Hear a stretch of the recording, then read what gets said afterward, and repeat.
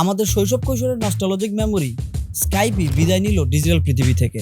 2025 সালে এসে মাইক্রোসফট স্কাইপিকে বন্ধ করে দিয়ে এটাকে মাইক্রোসফট টিমের ভিডিও কল ফিচার হিসেবে ইন্ট্রোডিউস করে দিয়েছে। স্কাইপি আর 10টা অ্যাপের মতো ছিল না। যথেষ্ট কারণ আছে স্কাইপি নিয়ে নস্টালজিক হওয়ার। বাংলাদেশে এখন যা ভিডিও কল দিয়ে নামে পরিচিত 2010-এর দিকে তা ছিল স্কাইপে আসো, আর থাকার কারণও ছিল তখন কেবল গুটি কয়েক সফটওয়্যারই ছিল যা দিয়ে ভিডিও কলের সুবিধা ছিল।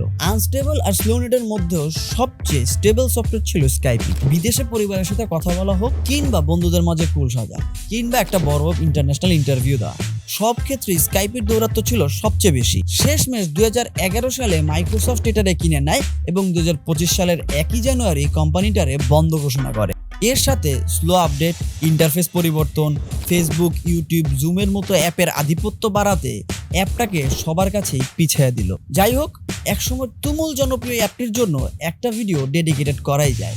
ভালোবাসা রইল স্কাইপি। আর আপনি যদি স্কাইপের মতো পিছিয়ে পড়তে না চান, তাহলে please subscribe to tech lab.